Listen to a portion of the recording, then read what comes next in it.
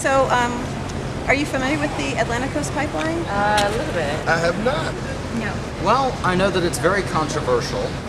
I have not. What do you think about natural gas as an energy source?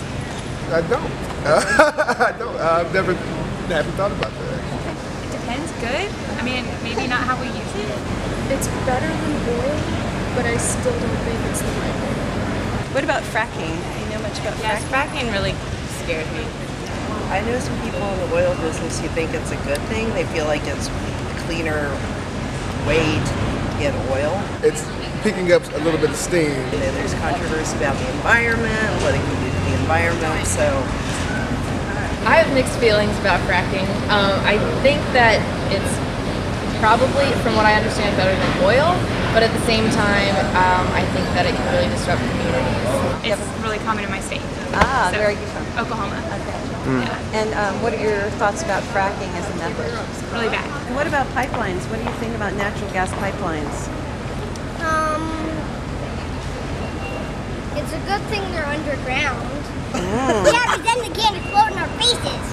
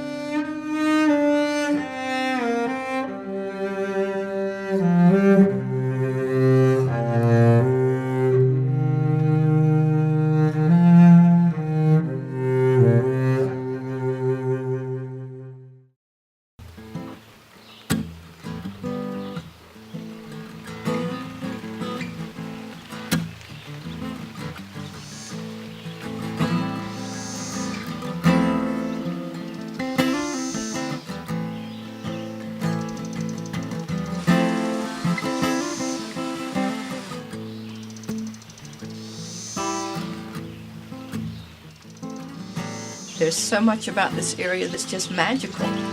It's paradise for us. I mean, look at the scenery. Best air quality we've ever seen. Quietest place we've ever seen. Cleanest water we've ever seen. It's an idyllic place to live. It inspires me to look for something more meaningful. Wonderful, beautiful, fresh air. Heartbreakingly beautiful. I wouldn't trade it for any amount of money. Everything around here is beautiful, I think, and don't want to change basically.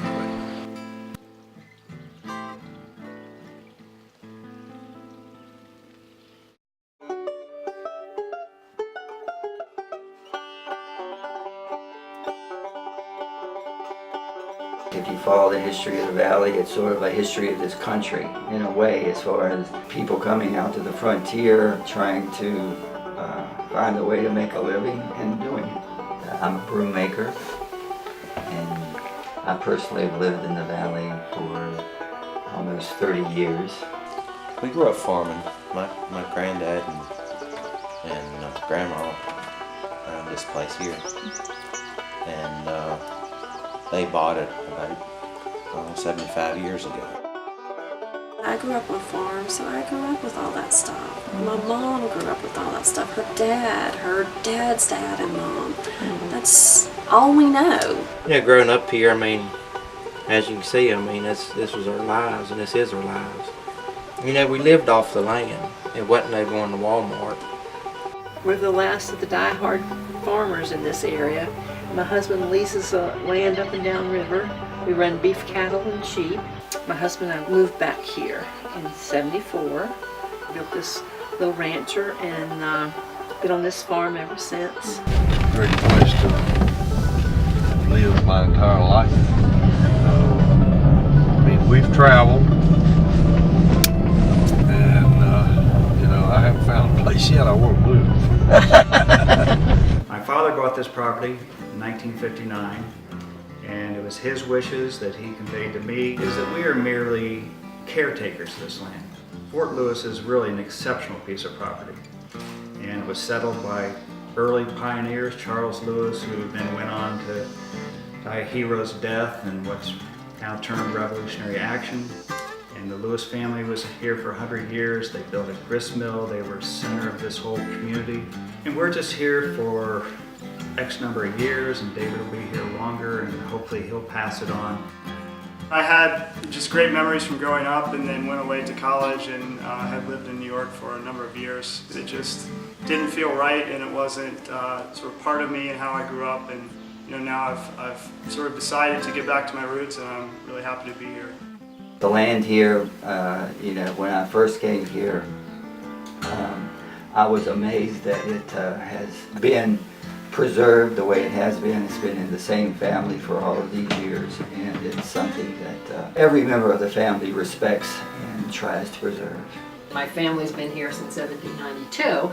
The way I'm connected is through my grandmother who lived on the farm. She loved the farm. It was her life.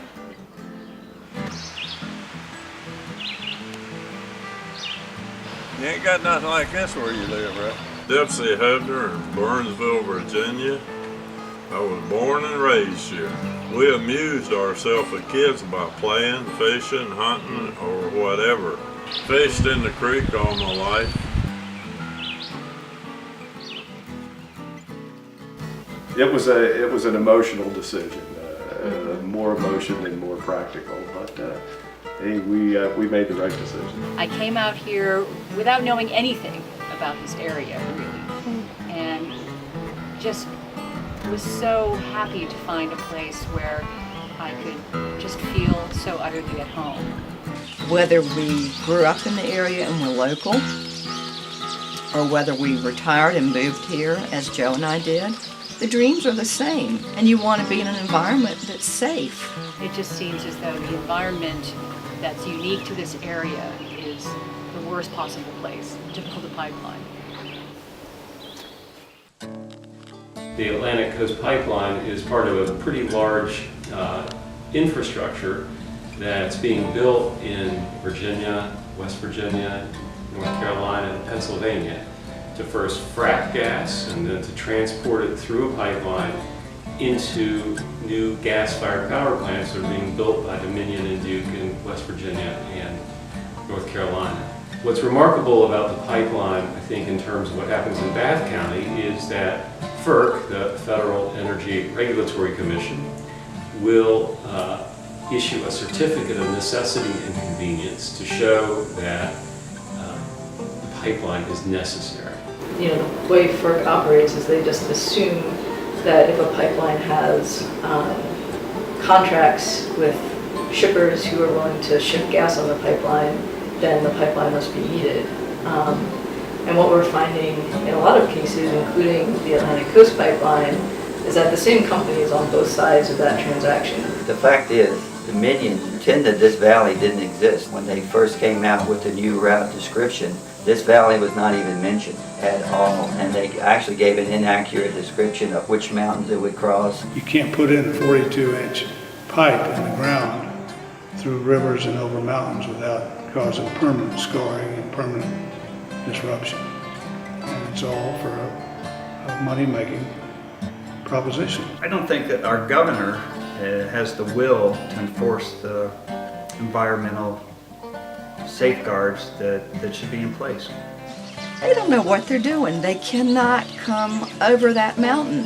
Dominion is saying we will restore this area to its natural beauty. Well, I think that's impossible. Of course, the Atlantic Coast Pipeline says they've got the state-of-the-art controls and the environment will be protected.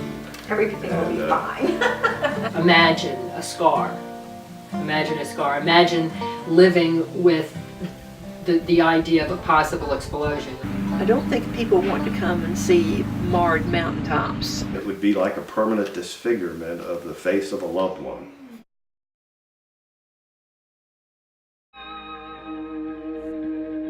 What makes this area so unique, it's a tourist county. And so there's been commitments that people have made to ensure that tourism will always be a vital part of the equation. Having a 42-inch pipeline with with a 125-foot right-of-way coming right down the middle of the property is going to damage the business in the short term, and in the long term it's going to be a reputational damage. Tourism is what keeps us from being some of the areas in Virginia where there is no more industry, where you see the massive unemployment. Anything that damages our sort of economic ecosystem, can damage the whole community, can shut the whole community down. I would bet that most of the jobs associated with the pipeline will be the construction crews coming in here from other places. It'll be temporary at the best. Another issue that I would like to speak to is the decline of farmland. As our population increases, we need more food to feed the people. Farmland is so compromised anyhow by development.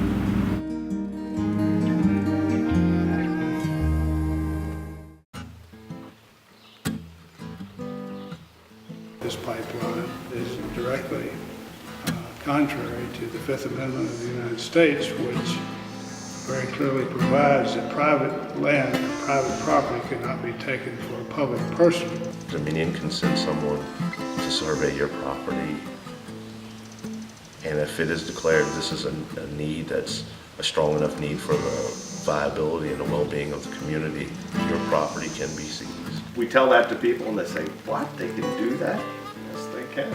Well, that's un-American, is the kind of the answer we get from people. Well, apparently not, it's American. They're gonna do it, and they're gonna do it to thousands of people if they can get away with it.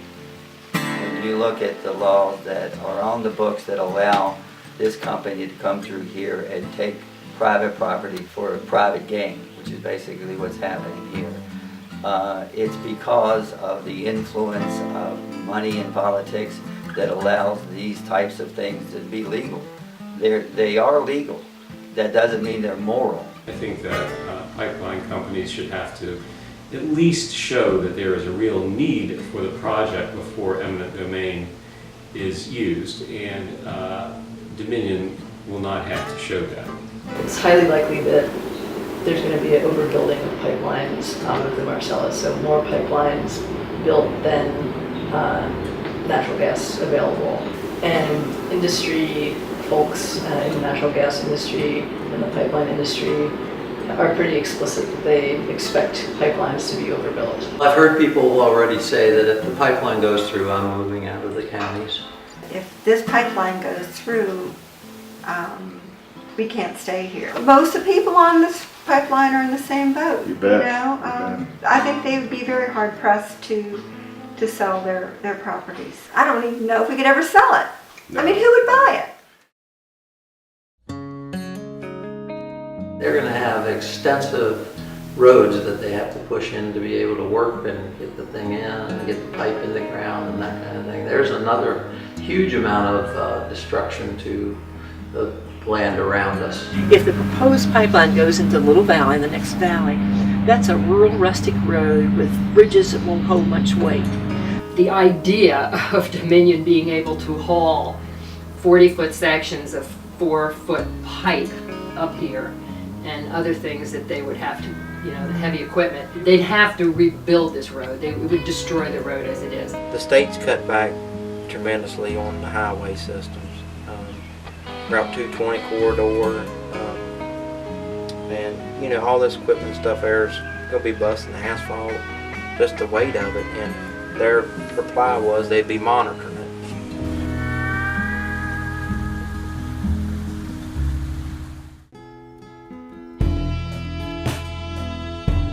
Atlantic Coast Pipeline says it's a safe way to transport natural gas. We don't believe it for a minute.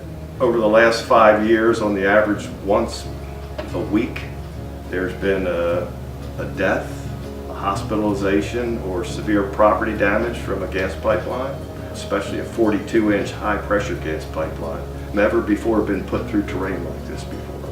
In some of these areas, you will be creating pinnacles, which means you have voids on either side of the pipeline and a big sharp column sticking up in the middle. So what happens is there's a bending moment created around that pinnacle, which could snap, break that pipeline. So what happens? You have a big explosion in the ground, If it's in a forested area, you're going to have a wildfire. If you're in a residential community, it would be disastrous. I don't think anyone has even addressed that. I think they're all taking the position that these pipelines are perfectly safe and that they don't explode. I am the fire chief, and I'll be the one showing up if it blows up. If something ever happens with that pipeline, I said, we don't have the manpower, we don't have the equipment. You know, it's one of them what ifs. There isn't another pipeline that I know of that will be as destructive as the Atlantic Coast Pipeline because of the region that it's going through, the mountains, the karst, the rivers and streams. Why not go ahead and have a programmatic environmental impact study? Look at all the pipelines in the area and be able to say to residents, we've really looked at this. We know you're upset. Yes, we're acting you to be the sacrificial lamb here. When 125 feet of trees are removed up that steep incline, there has to be erosion and sediment no matter what. They're going to rip it wide open, it'll get down to bare soil. They're going to put in a pipe, they're going to cover it back up, they're going to plant it, and it's going to take months and months and months and years for those plantings, that grass, to get back to the point where it comes even close to keeping soil from eroding. Some of these slopes that they're talking about going over, there's very, very little topsoil. And that once that's scraped away, you're down to basically limestone rock. There's nothing there. You're not going to restore that. Well, if you expose all the soil and you have only a 10% slope, you're going to get about 34 tons of soil eroded per acre per year. Problem is that this pipeline is going to go over mountain after mountain after mountain with slopes in excess of 30% and up to 80%. Native plants, native species that can be damaged and may disappear. The fragmentation the pipeline is going to cause. That all impacts the organisms, and I'm speaking of animals, plants that are living in these areas now, and you cannot restore that. We have a lot of spring-fed streams that come in and keep the water relatively cold, and so our trout stay all summer. We have spiny mussels, which are highly endangered, almost extinct. They can't tolerate sediment. The sedimentation is not good for all kinds of wildlife.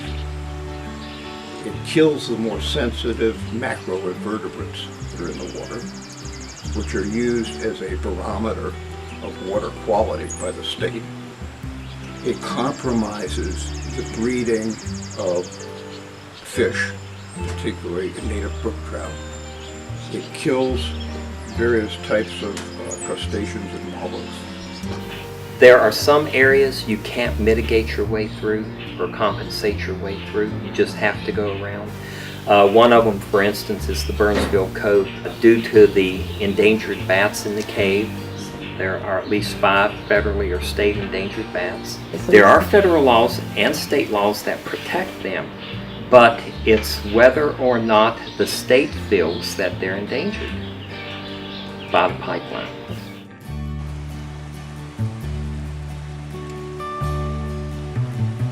As a general rule, in the northern part of the Cowpasture River, the water quality is equal or better than most of the water coming into any municipal water supply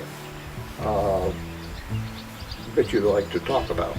In this area, we're the headwaters for a number of rivers that go to Richmond. So to me, everybody in Richmond ought to be paying attention if you care about water quality. We're afraid that they're going to hurt the karst systems. Karst. Karst. Karst. Karst topography.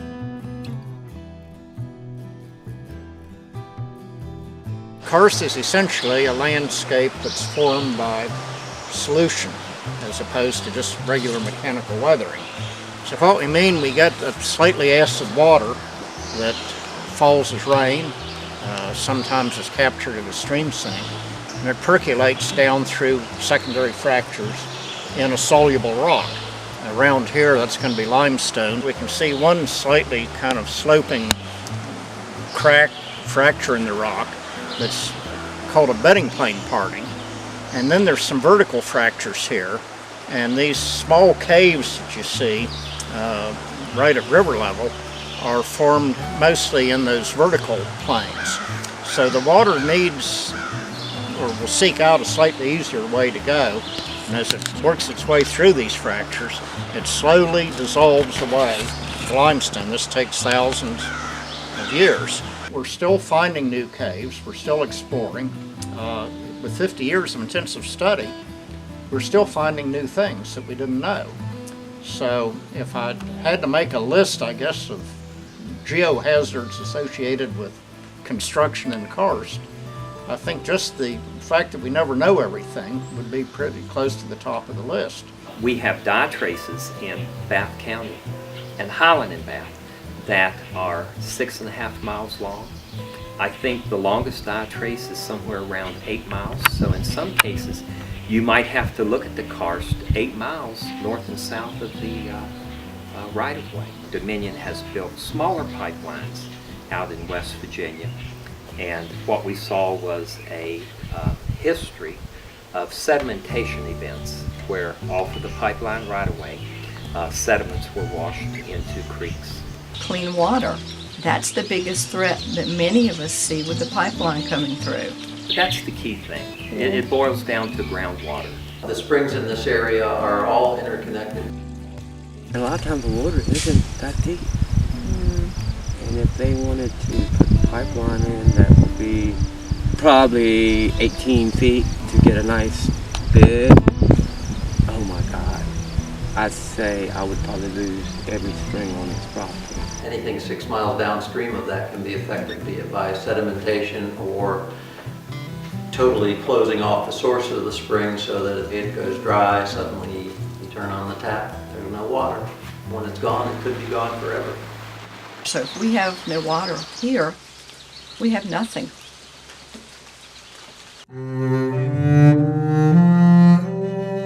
Dominion admits that solar energy is less expensive in Virginia than natural gas is right now, but it won't make as much money on solar. We can't keep doing what we've always done.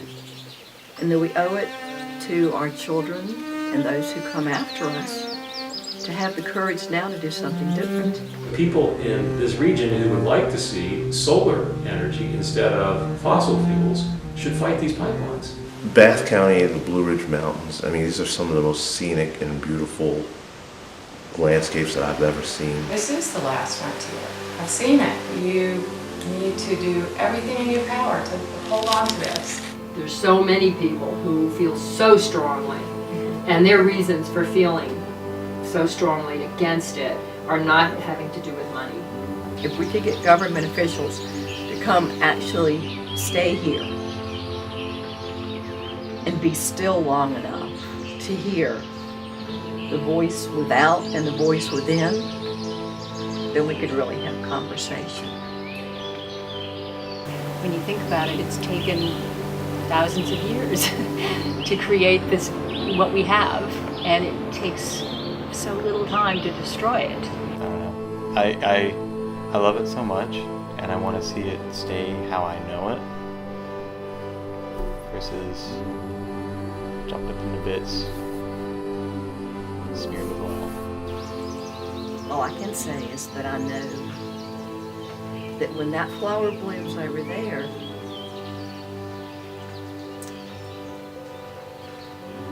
it affects me.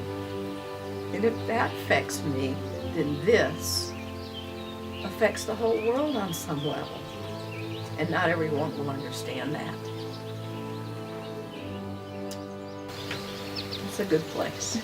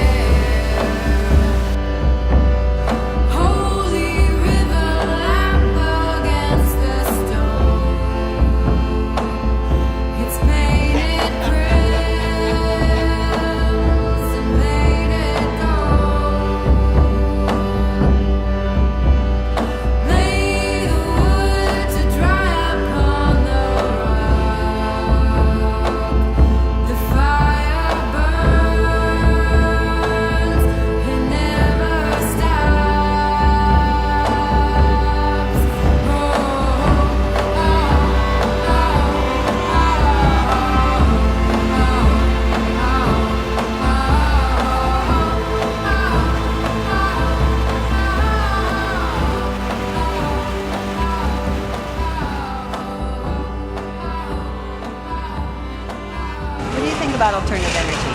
Well, if it's like that, I think it can do a lot of really good things. Like sun, well, solar can, my ice cream right now, it used to be frozen solid. I could not even take a bite out of it, and now it's already dripping.